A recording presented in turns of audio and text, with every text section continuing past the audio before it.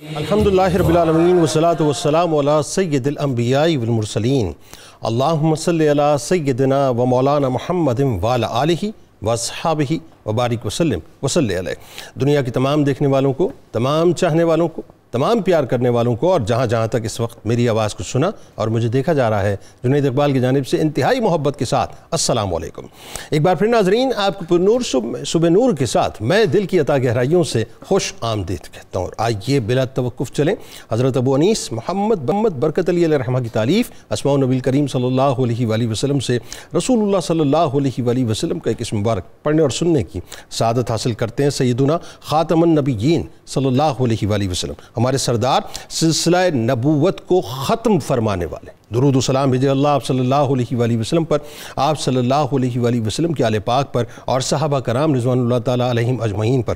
حضرت انس رضی اللہ تعالیٰ عنہ سے رسول اللہ صلی اللہ علیہ وآلہ وسلم نے فرمایا کہ رسالت اور نبوت کا سلسلہ ختم ہو گیا اور میرے بعد نہ کوئی رسول آئے گا اور نہ کوئی نبی۔ ناظرین، آج میں پوری دنیا میں جہاں جہاں مسلمان بستے ہیں، میں دس بستہ گزارش کروں گا ہمارے ساتھ جڑے رہیں، کیونکہ آج کا پروگرام انتہائی اہم اس اعتبار سے کہ آج عقیدوں اور عقیدتوں کے جو نذرانے ہیں وہ ہمیں گلدستے کی صورت میں آپ کے سامنے انشاءاللہ پیش کریں گے، یعنی اول و آخر و امام الانبیاء صلی اللہ علیہ وآلہ وسلم۔ یہ آج کا موضوع ہے کہ فتح باب نبوت پہ بے حد درود، ختم دور رسالت پہ لاکھوں سلام۔ بات یہ ناظرین کہ میرے آپ کے آقا و مولا صلی اللہ علیہ وآلہ وسلم جو خاتم الانبیاء بھی ہیں اور خاتم المرسلین بھی ہیں، جن کے سر اقدس پر ما کان محمد ابا احد من رجالکم ولکن رسول اللہ و خاتم النبیین صلی اللہ علیہ وآلہ وسلم کا انتہائی بیش قیمت تاج اللہ تبارک و تعالیٰ نے سجایا کہ محمد صلی اللہ علیہ وآلہ وسلم تمہارے مردوں میں کسی کے باپ نہیں ہیں، لیکن اللہ کے رسول ہیں اور سب نبیوں کے آخر میں تشریف لانے والے ہیں، یعنی جن کا مقام اور مرتبہ عقل و فہم سے ناظرین مکمل طور پہ ماورا ہے۔ یعنی کوئی بھی حقیقت محمدی صلی اللہ علیہ وآلہ وسلم کا عارف نہ بن سکا کہ حقیقت محمدی صلی اللہ علیہ وآلہ وسلم ناظرین اتنے پردے میں ہے کہ اس حقیقت کی حقیقت کو کوئی پہنچ ہی نہیں سکتا، کہ ہر کسی کو اس کے قد اور اس کے نصیب کے مطابق حقیقت محمدی صلی اللہ علیہ وآلہ وسلم کی معرفت کی خیرات ملی۔ کوئی سرکار علیہ السلام کی نالین مبارک تک پہنچا تو کوئی سرکار مدینہ صلی اللہ علیہ وآلہ وسلم کے قدمین شریفین سے اٹھنے والی مبارک خاک کے ذروں تک پہنچا۔ کسی کی نگاہ بشریت میں اٹکی تو ایسی اٹکی کہ بشر کی وہ رٹ لگانے لگا، اور کسی کی نگاہ نور پر پڑی تو اس نے کہا کہ نہیں، اس بشریت کے پیچھے نورانیت بھی ہے، کہ وہ بشریت کے ساتھ نورانیت کا بھی قائل ہو گیا۔ اور کسی نے اور آگے بڑھ کر حقیقت محمدی صلی اللہ علیہ وآلہ وسلم سے پردہ ہٹایا تو اسے خبر مل گئی کہ نورانیت کے آگے ایک اور جہاں بھی ہے، اور وہ جہاں حقیقت محمدی صلی اللہ علیہ وآلہ وسلم کا ہے۔ اب اس کی حقیقت کیا ہے وہ یقیناً بنانے والا ہی جانتا ہے۔ یہاں پہ ناظرین علامہ سائم چشتی علیہ رحمہ فرماتے ہیں کہ خدا کی غیرت نے ڈال رکھے ہیں تجھ پہ 70,000 پردے، جہاں میں بن جاتے تو لاکھوں، جو ایک بھی اٹھتا حجاب تیرا۔ بات یہ ناظرین کرام، تاجدار کائنات صلی اللہ علیہ وآلہ وسلم، میں اس وقت بہت ہی عقیدت کی اور عقیدوں کی بات کرنے جا رہا ہوں کہ تاجدار کائنات وہ ہستی ہیں صاحب جن کو اللہ رب العزت نے سب سے پہلے نبوت عطا فرمائی اور سب سے آخر میں جن سے نبوت کا اظہار فرمایا، جن کی ذات بابرکات عالم بشریت اور عالم نورانیت کا حسین ترین امتزاج ہے، جو ابراہیم علیہ السلام کی دعا ہے اور سیدنا عیسیٰ علیہ السلام کی بشارت ہیں، جن کو اللہ تبارک و تعالیٰ نے وہ مقام عطا کیا کہ جو محمد بھی ہیں، محمود بھی ہیں، احمد بھی ہیں، بشیر و نذیر بھی ہیں، سراج المنیر بھی ہیں، جو سید الخلق بھی ہیں، جو سید المرسلین بھی ہیں، جو شفیع المذنبین بھی ہیں، جو رحمت للعالمین بھی ہیں، جو صادق و مصدوق و امین بھی ہیں، جو طیب و طاہر بھی ہیں، جو حامی و حاشر و عاقب بھی ہیں، جو مدثر و مزمل بھی ہیں، جن کی عظمت و رفت ناظرین پوری کائنات میں ایسی ہے کہ آپ سے زیادہ افضل ترین کوئی ہو ہی نہیں سکتا، بلکہ جتنی افضلیت ہے سب آپ کی نالین مبارک کا صدقہ ہے کہ میرے آپ کے آقا و مولا صلی اللہ علیہ وآلہ وسلم اول بھی ہیں اور آخر بھی ہیں اور خاتم بھی ہیں، اور آپ موجودات کی تخلیق میں ناظرین سب سے اول اس اعتبار سے ہیں کہ اول ما خلق اللہ نوری، اللہ تعالیٰ نے سب سے پہلے میرے وجود کو، میرے نور کو وجود بخشا۔ یہ تاج آپ کے سر اقدس پر سجا، اور آپ آخر میں اس طرح سے ہیں کہ انا خاتم النبیین لا نبی آبادی کا جو تاج ہے ناظرین وہ آپ کے سر اقدس پر سجا کہ اللہ تبارک و تعالیٰ نے آپ کے بعد کسی کو نبی نہیں رکھا۔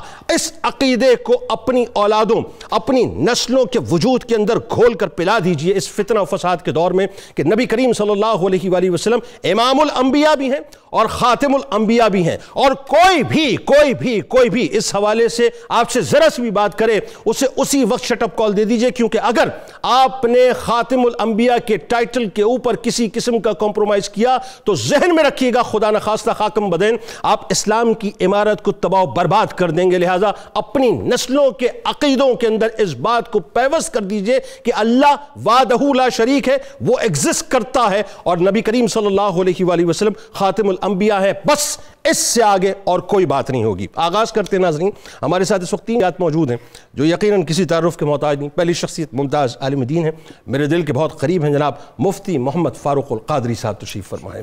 دوسری شخصیت ممتاز اسکالر جناب ڈاکٹر طاہر حمید تنولی صاحب ہمارے ساتھ تشریف فرمائیں، اور تیسری شخصیت ممتاز عالم دین جناب پروفیسر بشارت صدیق ہزاروی صاحب ہمارے ساتھ تشریف فرمائیں۔ تینوں احباب کو السلام علیکم ورحمۃ اللہ وبرکاتہ، بہت شکریہ آپ لوگ تشریف لائے۔ بہت ہی اہم ترین موضوع اس اعتبار سے مفتی صاحب، اور آگے جا کے ظاہر اس پہ بات کرتے ہیں، ہر مسلمان اس وقت مغموم ہے اس اعتبار سے کہ نبی کریم صلی اللہ علیہ وآلہ وسلم کی ذات گرامی کے حوالے سے اس وقت جو باقاعدہ ایسا لگتا ہے کہ ایک سازش کے تحت فتنہ و فساد بپا کیا، خاص طور پہ ختم نبوت کی، اس پہ بات کرتے ہیں آگے جا کے۔ تو میرا خیال یہ پروگرام عقیدتوں اور عقیدوں دونوں کا مجموعہ ہوگا۔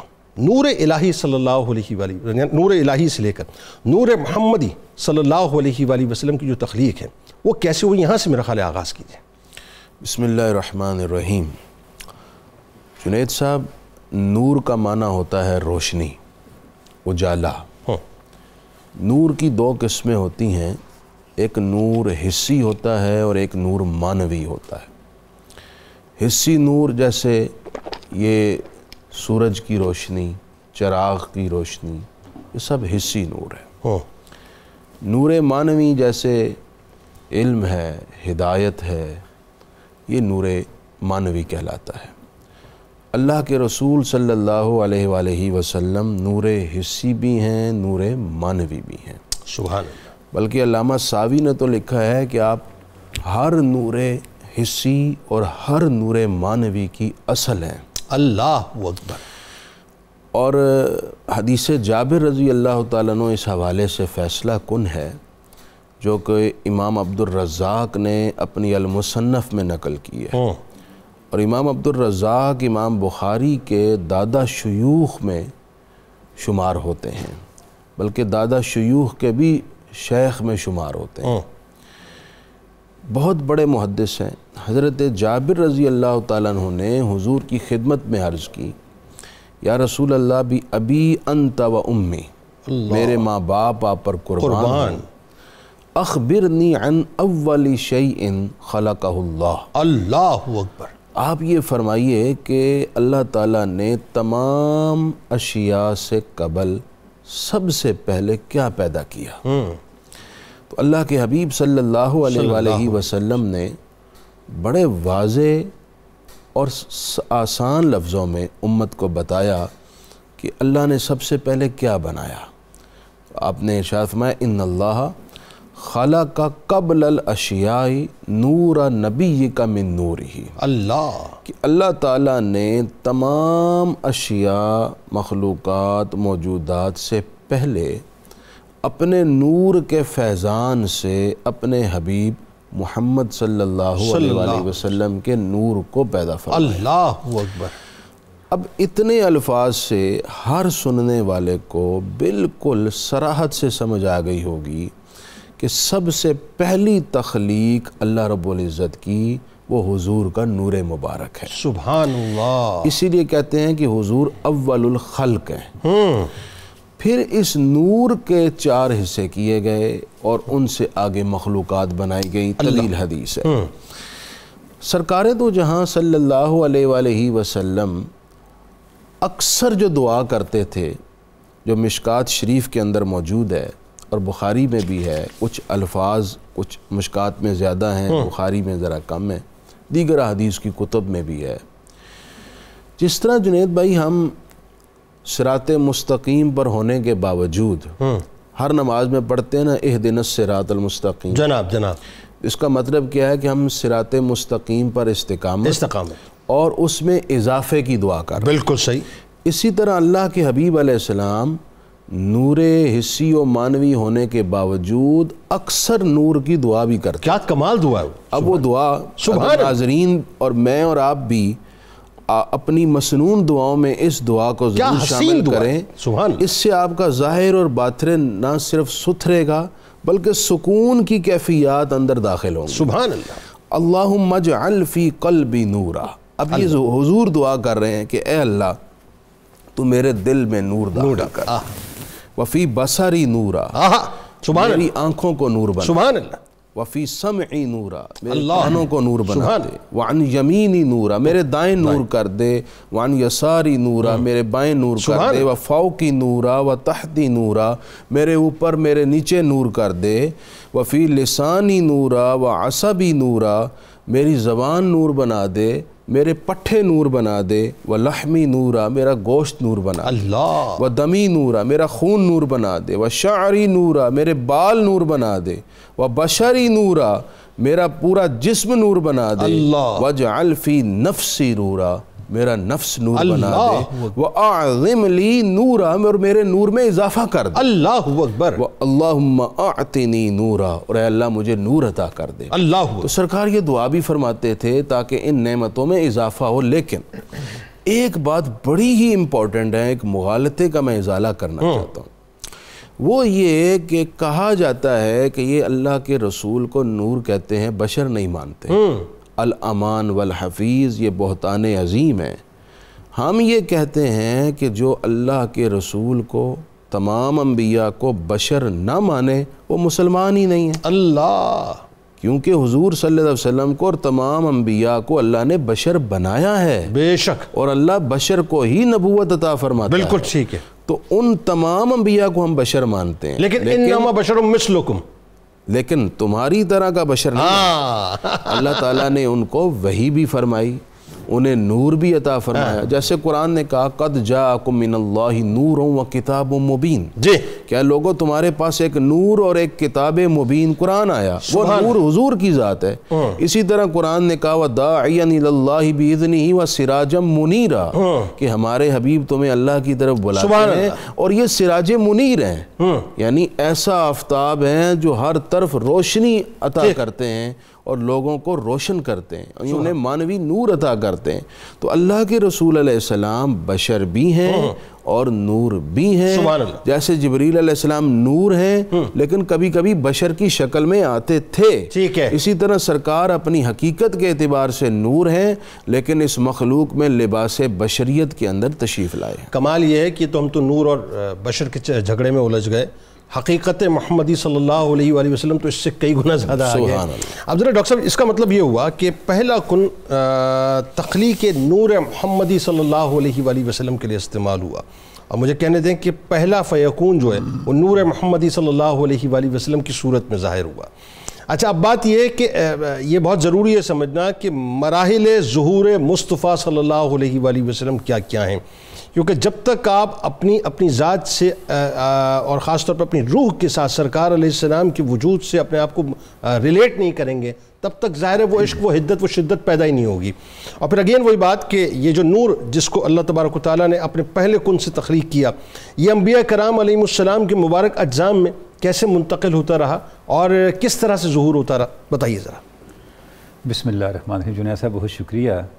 ابھی آپ نے انٹرو میں ایک لفظ 2-3 دفعہ استعمال کیا کہ ہمارا یہ پروگرام عقیدے اور عقیدت کا جامع ہوگا۔ جناب گزارش یہ ہے کہ آپ صلی اللہ علیہ وسلم کی شان اتنی بلند ہے آپ نے خود ارشاد فرمایا میری حقیقت کو میرے رب کے علاوہ کوئی نہیں جانتا۔ اللہ اکبر۔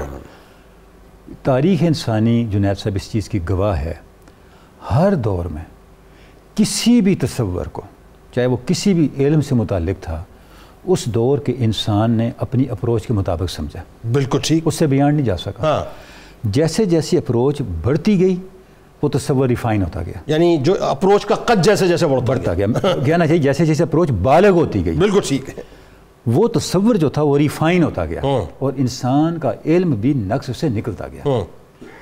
یہ تو انسان کا حال ہے مادی دنیا کے بارے میں۔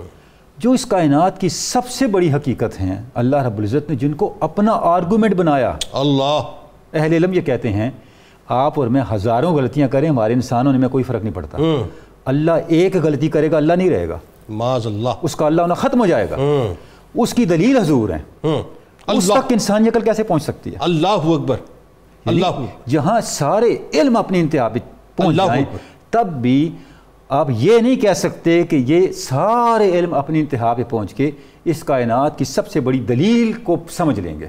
کیا بات ہے، یعنی میں بالکل لاجیکل لیول پہ، بہت لاجیکل بات ہے۔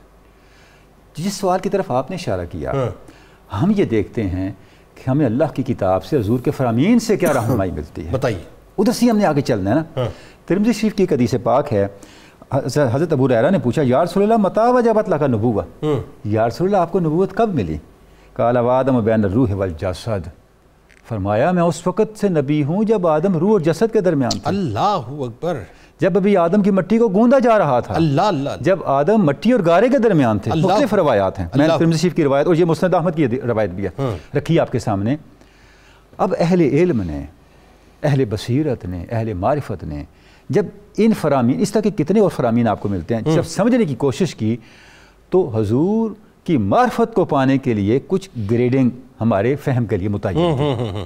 کیا کیا ہوا؟ جی دیکھیں ہوتا یہ ہے جنید صاحب، جب کوئی چیز بنائی جاتی ہے سب سے پہلے اس کا جو آئیڈیا ہے، اس کا جو پروٹوٹائپ ہے، اس کو طے کیا جاتا ہے۔ ٹھیک ہے، جب یہ کائنات بند، اللہ پاک نے فیصلہ فرما لیا اس کائنات کی تشکیل کا، سب سے پہلے کس چیز کو بنیاد بنایا گیا، اس کو اہل علم نے حقیقت محمدی کہا۔ اللہ اکبر، حقیقت محمدی کیا ہے؟ سبحان، حقیقت محمدی، حضرت شیخ فرماتے ہیں، حضرت شیخ اکبر، وہ بنیاد ہے جس میں نبوت، رسالت اور ولایت اپنے تمام کمالات کے ساتھ موجود ہے۔ سبحان اللہ، سبحان اللہ۔ آگے چل کے پھر جیسے جیسے اللہ رب العزت کی مشیت تھی اس کا ظہور ہوتا رہا۔ اس کے بعد جو اگلا مرحلہ ہے وہ نور محمدی کی تخلیق ہے، جس طرف مفتی صاحب نے بھی اشارہ فرمایا۔ بالکل ٹھیک، یہ جو حقیقت محمدیہ سے آپ صلی اللہ علیہ وسلم کے ظہور کا سفر آگے شروع ہوا، ایک چیز ہمیں سمجھنی ہے، یہاں مجھے امیر کبیر سید علی حمدانی یاد آ رہے ہیں۔ آپ فرماتے ہیں دین و کفر نور و ظلمت در جہاں از روح ما و شب گیسو اوست۔ اس کائنات میں اللہ نے نور و ظلمت اور ایمان و کفر کی فرقان حضور کی ذات کو بنایا۔ سبحان اللہ، سبحان اللہ، کیا کیا، یہ وہ امیر کبیر ہیں جن کے بارے میں علامہ نے کہا سید السادات سالار عجم دست او معمار تقدیر امم مرشد مانائے نگاہ ابو داؤد محرم اسرار شاہ ابو داؤد۔ یہ وہ امیر کبیر سید علی حمدانی ہیں، وہ یہ بتا رہے ہیں کہ حضور کی ذات کو فرقان بنایا گیا۔ اللہ رب العزت نے حضور کی ذات کو معیار بنایا کہ کون حق پہ ہوگا، کون باطل ہوگا، اللہ، کس کو نور کہا جائے گا، کس کو ظلمت کہا جائے گا۔ اللہ، حضور کا متوجہ ہونا نور ہے اور حضور کا متوجہ نہ ہونا ظلمت ہے۔ اللہ اکبر، جو حضور کی طرف متوجہ ہوا یہ ہدایت ہے، جو حضور کی طرف متوجہ نہ ہوا یہ دلالت اور گمراہی ہے۔ اللہ اللہ، یعنی یہ جو ہدایت اور نور کا سفر ہے اور گمراہی اور یہ سارے یہ اس کا اللہ رب العزت نے کرائیٹیرین کیا مقرر فرمایا؟ حضور کی ذات پاک کو مقرر فرمایا۔ اس کے بعد جس وقت آدم علیہ السلام کے ساتھ انسانیت کا سفر شروع ہو گیا، اب حضور کو لبادہ بشریت میں انسانیت کو ہدایت دینے کے لیے اس دنیا میں بھیجنا مقصود تھا۔ بالکل ٹھیک ہے، تو وہ نور جو تھا وہ اس پیرائے میں آدم علیہ السلام سے منتقل ہوتے ہوتے ہوتے حضرت عبداللہ تک پہنچا۔ ٹھیک، آپ نے ارشاد فرمایا میں ہمیشہ پاک صلبوں میں رہا ہوں، سبحان اللہ، میں پاک رحموں میں رہا ہوں۔ سبحان اللہ، یہی وجہ ہے کہ آپ دیکھیں انصاب پہ بڑے معاملات رہے، یعنی آپ علم الانصاب کو پڑھیں، کیا سے کیا ہوتا ہے، آپ کے سامنے ماہر علم الانصاب کوئی آئے انہوں نے کہا یا رسول اللہ میں آپ کے سامنے آپ کا نسب نہ بیان کروں؟ فرمایا پڑھو. انہوں نے نسب پڑھنا شروع کیا، عبداللہ فلاں فلاں فلاں فلاں. جب وہ حضرت عدنان تک پہنچے فرمایا بس قد کذب النسابون فوق العدنان، عدنان سے اوپر نسب بیان کرنے والوں سے غلطیاں ہوئی ہیں، ان سے تسامحات ہوئے ہیں، آپ نے وہاں روک دیا ٹھیک، تاکہ کوئی وہم و گمان آگے نہ چلے. یعنی وہ جو اس طرح سے جو آپ نے ایک معیار دے دیا کہ آپ سرکار صلی اللہ علیہ وسلم کا جو نور پاک تھا، جب اللہ رب العزت نے اس کو لباس بشریت پہنا کے ظہور دینا تھا تو وہ اس طرح سے پاک سلبوں سے ہوتے ہوتے پاک رحموں سے ہوتے ہوتے آگے سیدہ یعنی وہ عبداللہ کے آدم ہاں علیہ کے اس کا السلام سے ظہور لے ہوا. کے نوح علیہ السلام کی کشتی، نوح علیہ السلام سے لے کے نار نمرود میں ابراہیم علیہ السلام کی آخری بات میں ایک جملہ عرض کر دوں، وقت میرا شاید نہیں رہا. اس پورے مبحث کو ڈیبیٹ کا موضوع نہ بنائیں، حضور کی حرمت اور ورفان کا ذکر رکھتے تناظر میں دیکھیں، پھر آپ کو اس کا معنی سمجھ آئے گا. یعنی ابراہیم علیہ السلام کے بعد پھر ظاہر اسماعیل علیہ السلام اور اس کے بعد حضرت عبداللہ علیہ السلام تک یہ نور جو ہے وہ اسی انداز سے منتقل ہوتا رہا. اور بہت اچھا جملہ ڈاکٹر صاحب آپ نے فرمایا، یہ بنیاد ہونی چاہیے. نبی کریم صلی اللہ علیہ وآلہ وسلم کی ذات اقدس جو ہے وہ ڈیبیٹ کا موضوع ہونی ہی نہیں چاہیے. کمال تو یہ ہے، لیکن بدقسمتی ہے صاحب کہ زبانیں آج بڑی دراز ہو گئی ہیں لوگوں کی. اور کیا کریں، اس میں بھی المیہ یہ ہے کہ جو ایک انٹرنیشنل اسٹیبلشمنٹ کا ایجنڈا ہے اس پہ ہمارے اپنے لوگ جو ہیں اور سو کال جو بڑے بڑے مناصب پہ بیٹھے ہوئے لوگ ہیں وہ باقاعدہ عمل کر رہے ہیں، عمل پیرا ہیں اس کے اوپر. تمام انبیاء کرام علیہ السلام سے ایک کمٹمنٹ، ایک وعدہ لیا گیا، اور وہ وعدہ بنیادی طور پہ اگین وہی بات خاتم الانبیاء صلی اللہ علیہ وآلہ وسلم کی آمد کے حوالے سے بھی ہے، اور خاتم الانبیاء صلی اللہ علیہ وآلہ وسلم پر ایمان لانے کے حوالے سے بھی ہے، اور خاتم الانبیاء صلی اللہ علیہ وآلہ وسلم کی امداد کے حوالے سے بھی ہے. تو ایک تو یہ بتائیے وہ کمٹمنٹ، یہ میثاق کیا تھا. پھر اگین وہی بات یہاں تک روکی نا، ان انبیاء کرام علیہ السلام نے اپنے فالوورز کو یہ بتلایا صاحب کہ آپ نے جو ہے وہ جو احمد آنے والے، وہ جو محمد آنے والے ہیں، ان کی پیروی کرنی ہے، ان کو مان. بتائیے کیا ہوا وہ؟ بسم اللہ الرحمن الرحیم والصلاة والسلام علی اشرف الانبیاء والمرسلین.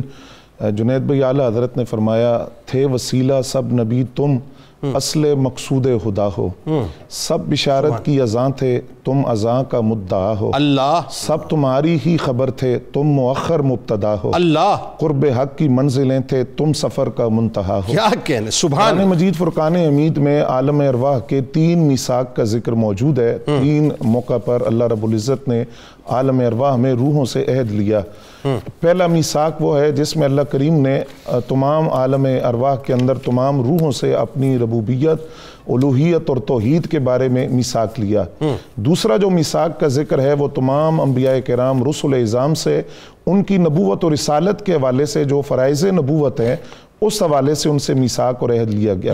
آپ نے جو سوال فرمایا یہ تیسرا میثاق ہے جس کا ذکر سورہ آل عمران کے اندر موجود ہے، جو تمام انبیاء کرام اور رسل اعظام سے اللہ تعالیٰ نے میثاق لیا، جس کا مفہوم یہ تھا کہ اللہ کریم نے ان انبیاء کی ارواح سے فرمایا کہ جب میں تمہیں نبوت اور رسالت عطا فرماؤں، تمہاری نبوت کے ڈنکے بج رہے ہوں، نبوت کا آفتاب پوری طرح چمک رہا ہو، اور میں اپنے بندوں کو تمہارا تابع بنا کر امتی بنا دوں، عین اسی حالت میں میرے حبیب جلوہ گر ہوں، تو تم پر لازم ہے کہ تم بھی اپنی امت سمیت ان پر ایمان لانا اور ان کے معاون اور مددگار بننا. یہ ہے وہ میثاق انبیاء اور وہ میثاق وہ ہے جو اللہ تعالیٰ نے انبیاء اور رسول کی ارواح سے لیا. یہاں کچھ باتیں سمجھنا ضروری ہیں.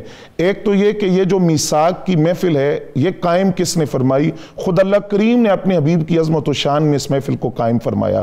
اور پھر یہاں ذکر کون کر رہا ہے؟ خود اللہ کریم اپنے نبی صلی اللہ علیہ وسلم کی عظمت و شان کا ذکر فرما رہا ہے. سبحان. اور اس ذکر کے لیے جن سامعین کو چنا گیا وہ سامعین کائنات کے مقدس ترین ہستیاں انبیاء کرام ہیں. اور یہ ذکر اس وقت ہو رہا ہے جب اب عالم انسانیت کا بھی وجود بھی نہیں ہے. اور جب یہ عہد ان سے لیا گیا تو آپ دیکھیے کہ اللہ تعالیٰ نے اپنی ربوبیت کا جب عہد اور میثاق لیا تو بات بلا پر ختم ہو گئی، لیکن جب اپنے نبی کے حوالے سے عہد لیا، میثاق لیا، تو بلا پر بات بس نہیں ہوئی. پھر ان سے فرمایا کیا تم اس بات کا اقرار کرتے ہو؟ تو تمام انبیاء اور गौसुल इज़ाम ने कहा कि हम इस बात का इकरार करते हैं। बात यहां भी बस नहीं हुई, फिर फरमाया कि तुम एक दूसरे पर गवाह हो जाओ इस इकरार और मिसाल। अल्लाहू अकबर। बात यहां भी बस नहीं हुई, फिर फरमाया मैं खुद भी इस पर गवाह हूं। फिर इससे आगे फरमाया कि अब कोई तमाम आलम इंसानियत को मुखातिब करके कि अब कोई इस अहद से, मीसाक से रूगर्दानी करे, जो अहद यह है कि जब मेरे नबी जलवा फरमा हो तुम्हारी जिंदगियों में तो तुम उन पर ईमान लाना, मुआविन और मददगार बनना। अब किसी ने इस अहद को छोड़ा तो वो नाफरमानों में शुमार होगा।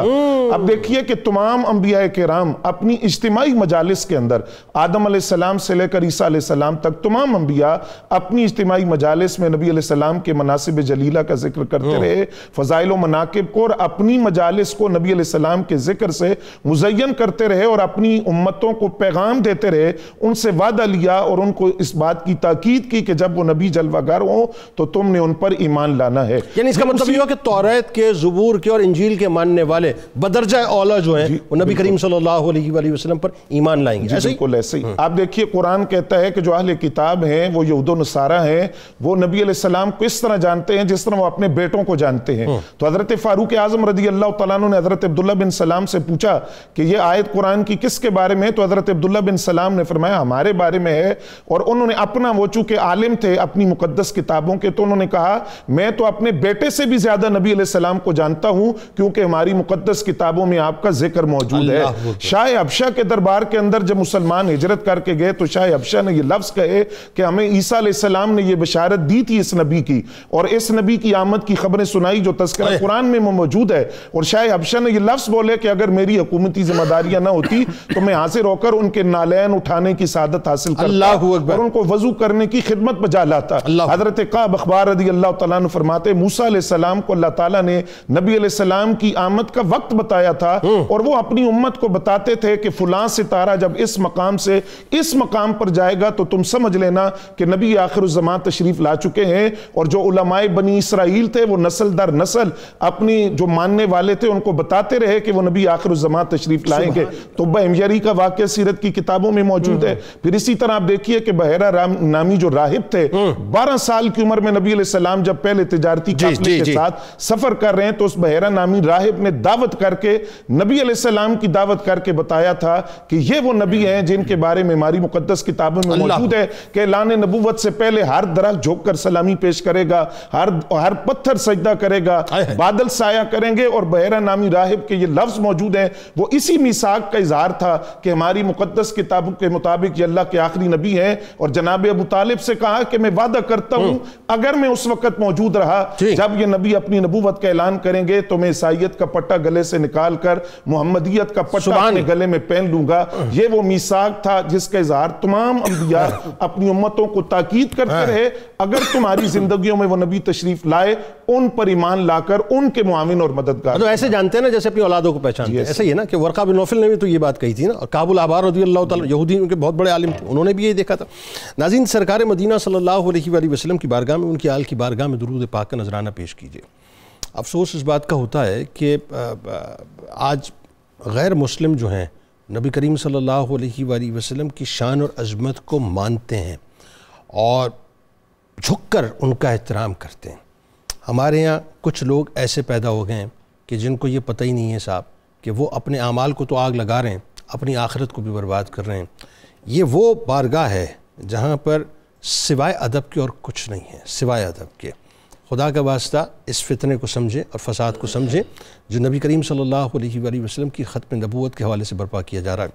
मैं लौट के इस मौजू पर गुफ्तगू करूँगा क्योंकि सरकार अलैहिस्सलाम ज़ाहिर है ख़ातिमुल अंबिया, इसमें कोई दूसरी राय नहीं। दुरूद पाक पेश कीजिए।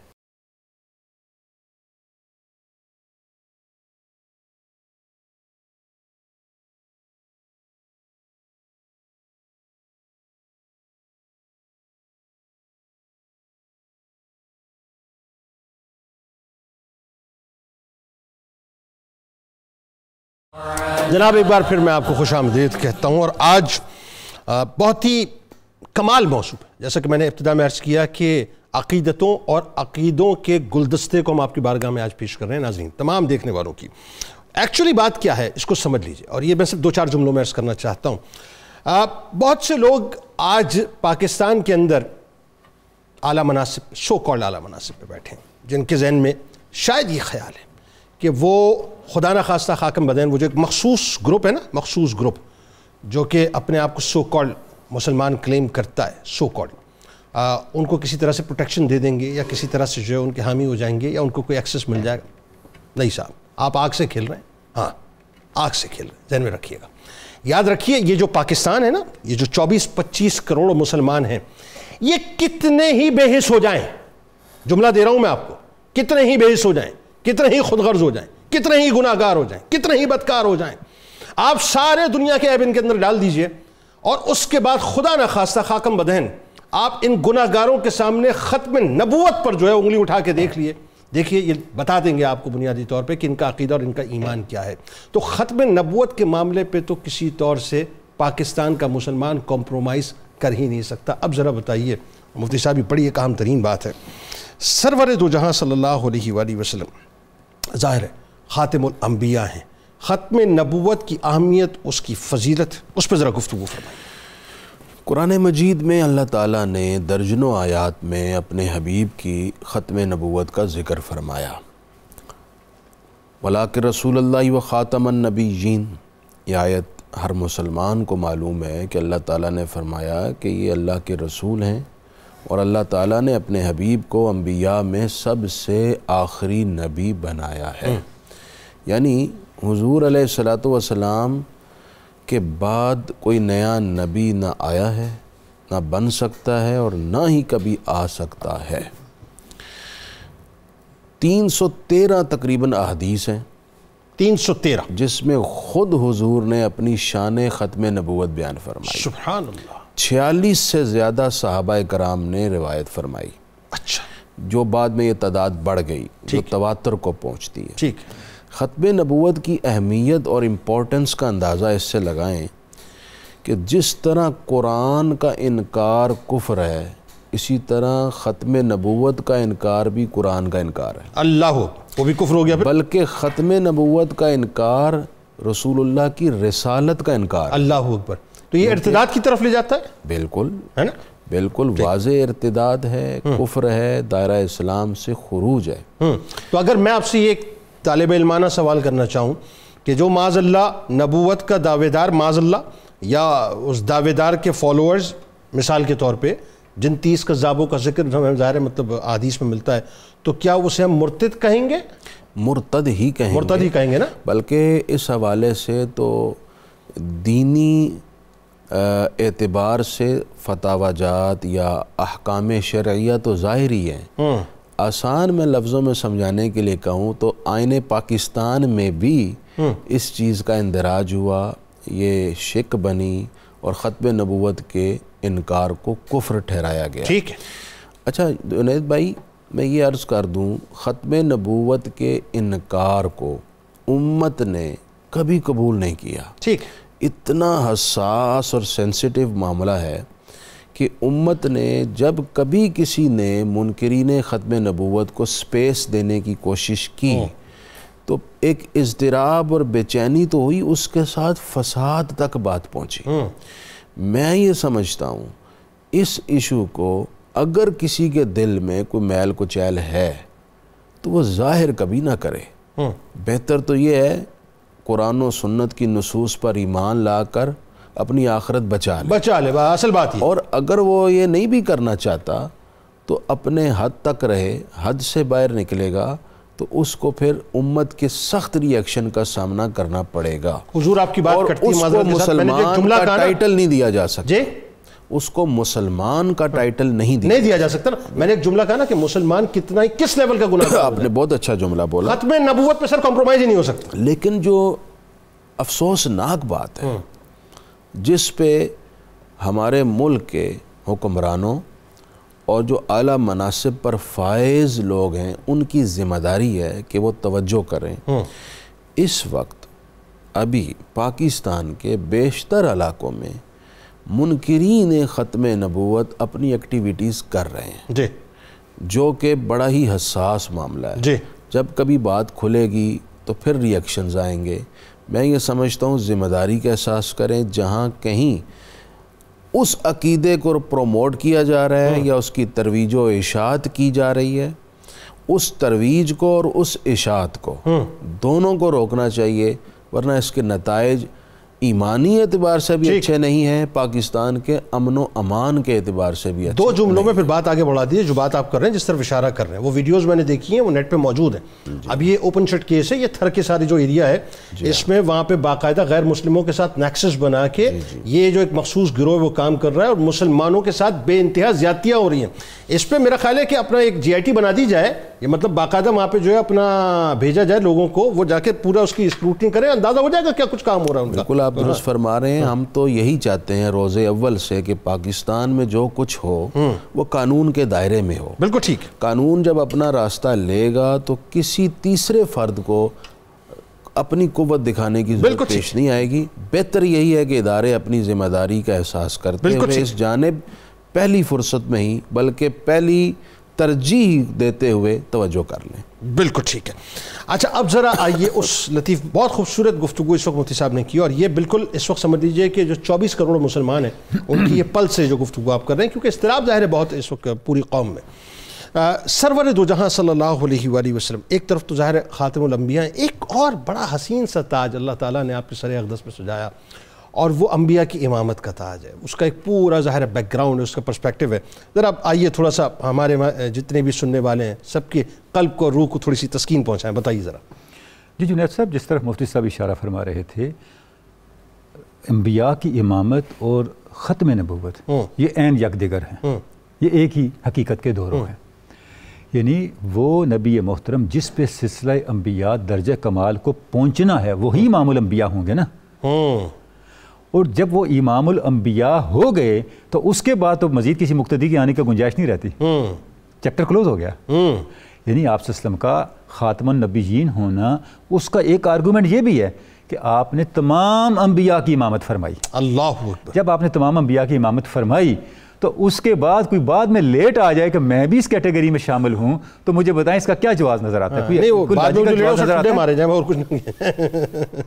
اسی بات جناب یہ ہے کہ ختم نبوت کا معاملہ جیسی خدا نہ خواستہ ختم نبوت کا انکار صرف کفر تو ہے ہی، اس امت کی موت ہے۔ سر ایسا ہی ہے، عمارت زمین بوس ہو جائے گی۔ یہ اسلامی تہذیب، مسلم کمیونٹی جس سٹرکچر پہ کھڑی ہے اس کا نام ہے ختم نبوت۔ ڈاکٹر صاحب مجھے بتائیے نا، 1250 شہادتیں کیوں اختیار کی پھر؟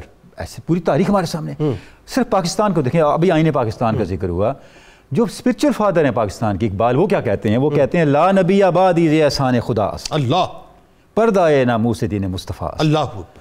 یہ اللہ کا احسان ہے کہ ہمیں ان کا امتی بنایا جنہوں نے فرمایا میرے بعد کوئی نبی نہیں۔ اللہ اکبر۔ اور یہ کہنا یہی ناموس دین مصطفیٰ ہے۔ پس خدا برما شریعت ختم کرد، بر رسول ما رسالت ختم کرد، رونق از ما محفل ایام را، او رسول را خاتم وما اقوام را۔ اللہ، حضور خاتم النبیین ہیں اور ہم خاتم الامم ہیں۔ ہمارے بعد کسی امت نے نہیں آنا۔ اللہ، ہمارے بعد کوئی امت ہونا کلیم کرے گا تو جھوٹ ہے۔ اچھا ڈاکٹر صاحب ایک منظر نامہ معراج کا۔ اچھا اب اس پہ آگے آتے ہیں۔ اب یہ جو ختم نبوت کا ایک بدرجہ کمال اظہار واقعہ معراج میں ہوتا ہے، وہ بتائیے ذرا، آغاز کہاں سے ہوتا ہے؟ یعنی یہ جو واقعہ معراج ہے یہ ختم نبوت کو آگمنٹ کیسے کرتا ہے؟ جیسے ہی سفر شروع ہوتا ہے، مسجد اقصیٰ کے اندر تمام انبیاء کی آپ امامت فرماتے ہیں، تمام انبیاء وہاں آپ کی اقتداء میں موجود ہیں۔ یہاں سے سفر شروع ہوا، گویا جو سلسلہ انبیاء اللہ رب العزت نے حضرت آدم علیہ السلام سے قائم فرمایا تھا اس کو درجہ کمال مل گیا آپ صلی اللہ علیہ وسلم کی آمد کے ساتھ۔ سبحان۔ اور تمام انبیاء نے، جس طرف بشارت صاحب نے اشارہ کیا، میثاق میں جو جو وعدے کیے تھے ان وعدوں کی عملی تصدیق اپنے عمل سے اس عالم کے اندر واقعہ معراج میں فراہم فرما رہے ہیں۔ سبحان اللہ، سبحان، کہ جو ہم نے میثاق کیا تھا اس میثاق کی تائید میں ہم حضور کی ابتدا میں کھڑے ہیں۔ سبحان اللہ۔ آگے جو معراج کا سفر جو نیا سفر شروع ہوتا ہے، اب پوری کائنات پہ حضور کی نبوت کو اسٹیبلش کیا جا رہا ہے۔ اللہ اکبر۔ یعنی معراج کیا ہے؟ اللہ دیکھیں، ایک تو حضور کی خاتمیت ہے انسان کے اخلاقی ارتقاء کے لحاظ سے، انک علی اعلی خلق عظیم، ٹھیک، کہ حضور جس اعلیٰ درجے اخلاق پہ چلے گئے، جو معراج دے دی اس سے آگے اب انسانیت نہیں جا سکتی۔ اللہ، آپ نے نظام کو اسٹیبلش کر دیا، اب اس سے بہتر نظام انسانیت کو کوئی نہیں ملے گا۔ آپ نے ایک تہذیب کو تخلیق کر دیا، اس سے بڑی تہذیب اس کے بعد پیدا نہیں ہوئی۔ اسلامی تہذیب کے بعد اس سے بڑی کوئی تہذیب پیدا نہیں ہوئی. اللہ آپ نے پورے کائنات کو وزٹ کیا معراج کے اندر, گویا کائنات کے ذرے ذرے پر ختم نبوت کی روشنی پہنچا دی آپ نے. اللہ اللہ اللہ. تو یہ جو آپ صلی اللہ علیہ وسلم کی شان ہے, آپ آگے چلیں, یہ صرف اس دنیا تک نہیں ہے, عالم بالا تک نہیں ہے, عالم بعد الطبی اور ماورائیت تک نہیں ہے, یہ سفر آخرت تک چلتا ہے. میدان محشر ہے, ایک عجیب منظر ہے, ہر ایک کو اپنی مغفرت کی فکر ہے, اپنی نفسی گالوں, اور ہر امت اپنے نبی کی طرف جا رہی ہے, اور ہر نبی ایک ہی بات کرے, اذهبوا الی غیری, اذهبوا الی غیری, کسی اور کے پاس جاؤ, میرے پاس نہ ہو. ہر ایک کو اپنا کوئی نہ کوئی معاملہ یاد آ رہا ہے, حتیٰ کہ سب حضور کے پاس آتے ہیں, فرماتے ہیں انا لہذا, اللہ میں اسی کے لیے. آپ سجدے میں تشریف لے جاتے ہیں, جب سجدے میں جاتے ہیں بارگاہ رب العزت سے حکم ہوتا ہے, ارفع راسک سل تسمع وتعطی, ہے میرے رسول آپ سجدے میں سر اٹھاؤ, آپ سوال کرو, آپ کو عطا کیا جائے گا. اللہ حضور سر انور اٹھاتے ہیں اور شفاعت کی دعا فرماتے ہیں, اور وہاں اللہ رب العزت آپ کو مقام محمود پہ فائز فرماتے ہیں. گویا یہ جو امامت ہے انبیاء کی, بلکہ یہ کہنے دے پوری انسانیت کی امامت, یہ کہاں تک پہنچتی ہے؟ یہ اس کا آغاز نور محمدی سے ہوا, سبحان اللہ, اس کا ظہور حضور کی ولادت پہ ہوا, سبحان اللہ, اس کا نفاذ واقعہ معراج میں ہوا, اللہ, اور اس کی انتہا مقام محمود اللہ اکبر. یعنی اس کا مطلب یہ ہوا کہ سرکار مدینہ صلی اللہ علیہ وآلہ وسلم کا نور خلق کے اعتبار سے اول ہوا, ٹھیک, نبوت کے اعتبار سے آخر ہوا, اور پھر اللہ تبارک و تعالیٰ نے امامت کا تاج جو ہے امامت کے اعتبار سے کائناتی اور ابدی ہوا. سبحان اللہ, جس میں دنیا بھی شامل ہے, آخرت بھی شامل ہے, عالم مادیت بھی شامل ہے, عالم روحانیت بھی شامل ہے, عالم اسفل بھی شامل ہے, عالم اعلیٰ اور بالا بھی شامل ہے, عالم ملکوت بھی ہے, جبروت بھی ہے, عالم بشریت بھی ہے, سب عوالم اس میں شامل ہیں. جہاں تک کوئی تصور ہو سکتا ہے, علامہ نے کہا تھا ہر کجا ہنگامہ عالم بود, رحمت للعالمین ہم بود. جہاں تک انسانی عقل و فکر پہنچتی ہے, حضور کی شان رحمت للعالمیت کے جھنڈے وہاں تک گڑے ہوئے ہیں. اللہ, آپ کا سرچشمہ فیضان رحمت للعالمیت کا وہاں تک جاری و ساری ہے, چاہے وہ دنیا ہے یا آخرت, وہاں تک آپ کو حضور کی حکمرانی نظر آتی ہے. سبحان اللہ. تو یہ جو شان ہے, اور آگے چل کے دیکھیں جو آرگومنٹ آپ چھوڑ کے گئے ہیں, قرآن مجید چھوڑ کے گئے ہیں, جو یہ تہذیب چھوڑ کے گئے ہیں, اس سے بڑھ کے اب کوئی آرگومنٹ انسانیت کے پاس نہ آنا ہے, نہ اس کی کوئی توقع کی جا سکتی. اللہ اکبر. آخر میں اب چونکہ ظاہر ہے ذکر ڈاکٹر صاحب نے کر ہی دیا, تو یہ ذکر اگر نہ ہو تو پھر لطف نہیں آئے گا, کیونکہ امامت کا تاج آپ کے سر اقدس پہ سجا, تو وہ جو ہے نا کہ کیا فقط اتنی غرض ہے انعقاد بزم محشر سے, ہے نا, جی جی, کہ ان کی شان محبوبی دکھائی جانے والی ہے نا.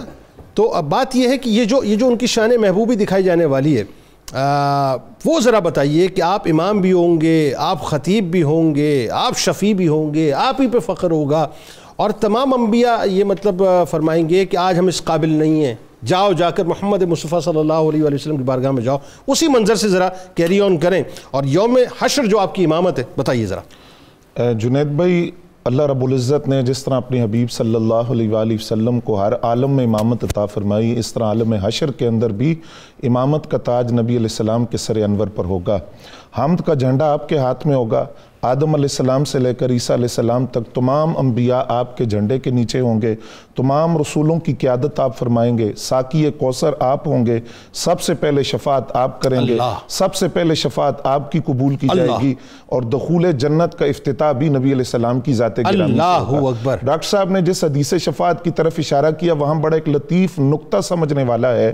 دیکھیے یہ حدیث ہم سن رہے ہیں اور سناتے بھی ہیں لوگوں کو, اور بحیثیت مسلمان ہم جانتے ہیں کہ شفاعت نبی علیہ السلام نے کرنی ہے, تو پھر ہر نبی کے پاس جانے کی ضرورت کیا ہے؟ ہاں, یہ بڑی اہم بات ہے. ڈائریکٹ نبی علیہ السلام کی بارگاہ میں جائیں اور وہاں سے شفاعت سوال کریں. یہ اس کا جواب محدثین نے لکھا کہ قیامت کے دن اللہ یہ خود بات اپنے بندوں کو بلا دے گا کہ شفاعت کس نے کرنی ہے.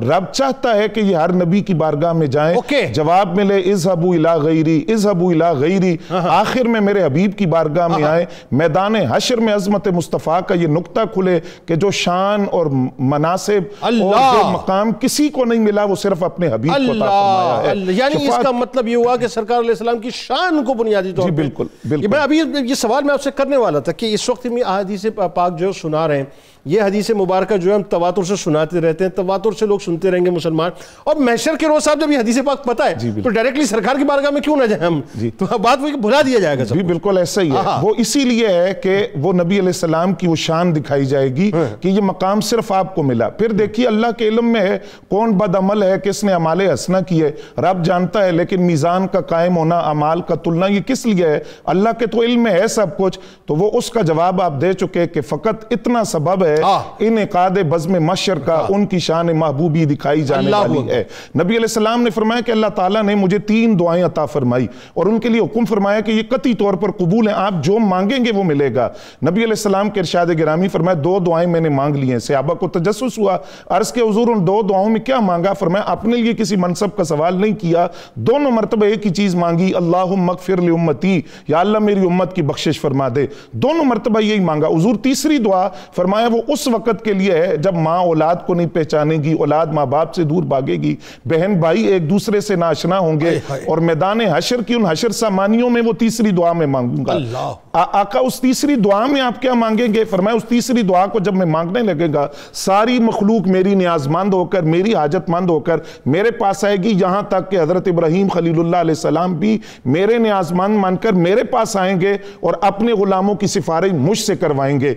ये वो मकाम है जिसके बारे में आला हजरत ने फरमाया वो जहन्नम में गया जो इनसे मुस्तगनी हुआ है खलीलुल्लाह को हाजत रसूलुल्लाह की। कि वो जो तीसरी दुआ है उसमें तमाम मखलूक आपकी नियाजमंद होगी। फिर आका करीम सल्लल्लाहु अलैहि वसल्लम ने फरमाया कि वो जो तशरीफ आवरी है जन्नत के दरवाजे पर, वो पूरे प्रोटोकॉल के साथ होगी कि जन्नत के दरवाजे के करीब जब तमाम अंबिया अपने मनाबिर पर मौजूद होंगे, मैं सबसे आला नूरानी मिंबर पर बैठा हूंगा और एक मुनादी आकर कहेगा कि नबी उम्मी तशरीफ लाए।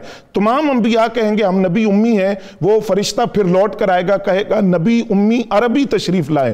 नबी अलैहिस्सलाम फरमाते हैं फिर मुझे जन्नत के दरवाजे तक ले जाया जाएगा, सबसे पहले जन्नत का दरवाजे से मैं दाखिल हूंगा और दुखूल जन्नत का जो इफ्तिताह है वो मेरी जात से होगा। फिर आका करीम सल्लल्लाहु अलैहि वसल्लम ने फरमाया कि जिब्रील मेरी खिदमत में हाजिर हुए, तवील हदीस है और इसका हिस्सा है, और मुझे जिब्रील ने खबर दी कि रब करीम फरमाता है हुर्रिमतिल जन्नत वला जमील अंबियाए वल उमम हत्ता तदखुलहा अंता व उम्मतुका या मुहम्मद सल्लल्लाहु अलैहि वसल्लम। अल्लाह ने आदम अलैहिस्सलाम से लेकर ईसा अलैहिस्सलाम तक तमाम अंबिया और रसूल और उनके मानने वालों पर जन्नत को उस वक्त तक हराम कर दिया है जब तक आप और आपकी उम्मत जन्नत में दाखिल ना हो जाए। सबसे पहले नबी अलैहिस्सलाम जन्नत में दाखिल होंगे और अपनी उम्मत को लेकर जन्नत में दाखिल होंगे। फिर आका करीम सल्लल्लाहु अलैहि वसल्लम ने इरशाद फरमाया तमाम अंबिया अपने मनाबिर पर मिंबरों पर मौजूद होंगे, मेरा जो नूर का मिंबर है वो खाली होगा। आका आप कहां होंगे? फरमाया मैं जन्नत के दरवाजे पर खड़ा हूंगा, कभी जहन्नम के दरवाजे पर खड़ा हूंगा। रब करीम मुझसे फरमाएगा कि ए हबीब आप क्या सवाल करते हैं? तो मैं अर्ज करूंगा या अल्लाह मेरे बंदों का हिसाब जल्दी ले ले। तो रब करीम हुक्म फरमाएगा कि जहन्नम के निचले गड्ढे में भी आपका कोई गुलाम मौजूद है, आप उसको निकाल कर जन्नत में ले जाएं। इससे अगला जुमला सुनने वाला है नबी अलैहिस्सलाम के इरशाद गिरामी फरमाया दारोगा जहन्नम मेरे पास आकर कहेगा आपने अल्लाह के गजब में से कोई चीज छोड़ी नहीं है और अपना कोई गुलाम और कोई उम्मती आपने जहन्नम में नहीं छोड़ा, वो जितने थे उनको बख्शवा कर आप अपने साथ ले गए। तो आका करीम सल्लल्लाहु अलैहि वसल्लम का ये इरशाद गिरामी और फिर हजरत ईसा अलैहिस्सलाम के जो लफ्ज हैं जुनैद भाई ये बड़े काबिल गौर हैं, इज़हबू इला मुहम्मद सल्लल्लाहु अलैहि वसल्लम। उन्होंने ये नहीं कहा इज़हबू इला गैरी, इज़हबू इला मुहम्मद सल्लल्लाहु अलैहि वसल्लम। और ये बात आज नहीं होनी, ये मैदान हशर में होनी है, जिसका मकसद यह है कि बात उन पर खत्म हो गई। दायरे नबूवत की इब्तिदा भी वो है, दायरे नबूवत की इंतहा भी वो है, दायरे नबूवत का आगाज भी वो है, दायरे नबूवत के इख्तिताम भी वो है, दायरे नबूवत में अव्वल भी वो है, दायरे नबूवत में आखिर भी वो है। पुरकार से हम दायरा बनाते हैं तो दायरा जहां से बनना शुरू होता है खत्म भी वहां होता है। तो नबूवत की इब्तिदा भी वो है और नबूवत की इंतहा भी वो है, नबूवत का अव्वल भी वो है, नबूवत का आखिर भी वो है। वो आए सबसे बाद में है लेकिन हैं सबसे पहले। और यही मेराज की रात मुसल्ला इमामत पर खड़े होकर बताया कि वो अव्वल भी हैं और वो आखिर भी है। आने के एतबार से आखिर हैं लेकिन जन्नत में दाखिल होने के एतबार से अव्वल है और तखलीक के एतबार से अव्वल है। और यही एजाज अल्लाह ने उनकी उम्मत को अता फरमाया, आए बाद में है लेकिन खातमुन नबीयीन की निस्बत से जन्नत में सबसे पहले दाखिल। मैं एक हदीस पाक जब भी पढ़ता हूँ आप तीनों अहबाब से, मैं सिर्फ एक कि आप यकीन मानिए मेरी बस मैं आपको क्या बताऊं कैफियत क्या होती है कि मेरे सरकार का फरमाना जिसका मफहूम ये कि मैं उस शख्स को जानता हूं जो जन्नत में सबसे आखिर में दाखिल होगा और मैं उस शख्स को भी जानता हूं जो दोज़ख में सबसे आखिर में निकाला जाएगा। आप ज़रा सोचिए कि मेरे सरकार की निगाह एक एक उम्मती के ऊपर, एक एक उम्मती को जानते हैं। बहुत शुक्रिया आप तीनों अहबाब का। آپ تشریف لائیں کہ تماشا تو دیکھو کہ دوزخ کی آتش، تماشا تو دیکھو کہ دوزخ کی آتش، لگائے خدا بجھائے محمد، تعجب تو یہ ہے کہ فردوس اعلیٰ بنائے خود بسائے محمد صلی اللہ علیہ وآلہ وسلم۔ اپنا تعلق اور اپنی نسلوں کا تعلق آقا کریم صلی اللہ علیہ وآلہ وسلم سے مضبوط لیجئے صاحب، مضبوط کر لیجئے۔ بہت فتنوں کا دور ہے، بہت فتنے بپا ہوئے ہیں، لیکن ختم نبوت پہ کسی قسم کا کوئی کمپرومائز مت کیجیے گا، چاہے کتنے ہی گناہوں کے دلدل میں چلے گئے نا، اللہ سے معافی مانگے وہ معاف کر دے گا، لیکن اس معاملے کے اوپر کسی قسم کا کوئی کمپرومائز مت کیجیے گا، ورنہ آپ اپنی نسلوں میں خدا نخواستہ جو ہے اس کے نقصانات دیکھیں گے۔ اور آزما لیجیے، میں آج آپ کو سمجھ لیجئے ایک گناہ گار کی حیثیت سے وظیفہ دے رہا ہوں، ختم نبوت کے لیے کھڑے ہو جائیے، اللہ تبارک و تعالیٰ آپ کی دنیا بھی روشن کر دے گا، آپ کی آخرت بھی روشن کر دے گا انشاءاللہ۔ کتاب الشفا رنج و غم سے نجات کا وظیفہ آپ کو بتلاتے ہیں کہ جو شخص نماز عشاء کے بعد سورہ یوسف کی آیت نمبر 68 روزانہ 300 مرتبہ پڑھنے کا معمول بناتا ہے، اللہ تبارک و تعالیٰ اس کی ہر قسم کی فکر اور رنج و غم کو دور فرما دیتا ہے۔ امام اعظم امام ابو حنیفہ رحمۃ اللہ علیہ کا قول مبارک ہے کہ جو شخص نبی کریم صلی اللہ علیہ وآلہ وسلم کے بعد، یہ جملہ، اس جملے کو سن لیجئے اور گھول کے پی لیجئے اور پلا دیجئے اپنی نسلوں کو، کہ جو شخص نبی کریم صلی اللہ علیہ وآلہ وسلم کے بعد نبوت کا دعویٰ کرنے والے سے دلیل طلب کرے تو وہ دائرہ اسلام سے خارج ہے۔ روزنامہ 92 نیوز میں ضرور پڑھیے گا، اول و آخر امام الانبیاء صلی اللہ علیہ وآلہ وسلم۔ ایکس پہ میں فالو کر لیں، فیس بک پیج کو لائک کر کے، یوٹیوب چینل کو سبسکرائب کر کے بیل آئیکن کو ضرور کلک کر لیجیے۔ آئیے ذرا اپنی روح سے تجدید عہد وفا کرتے ہیں اور مل کے کرتے ہیں اور پرزور کرتے ہیں۔ لا یؤمن احدکم حتی اکون احب الیہ من والدہ وولدہ والناس اجمعین۔ اللہ تعالیٰ آپ کا، ہمارا، ہم سب کا، پاکستان کا، غزہ کے رہنے والوں کے لیے، یمنیوں کے لیے، اور جو دام درم قدم سخن فلسطینیوں کی مدد کر رہا ہے، سب کے لیے بہت دعا کیجیے، اللہ تعالیٰ سب کا حامی و ناصر ہو۔ پاکستان کے حالات بہت برے ہیں، اپنے وطن کے لیے دعا کیجیے، اللہ تعالیٰ پاکستان کا حامی و ناصر ہو، آمین۔ پاکستان کا مطلب کیا؟ لا الہ الا اللہ محمد رسول اللہ صلی اللہ علیہ وسلم۔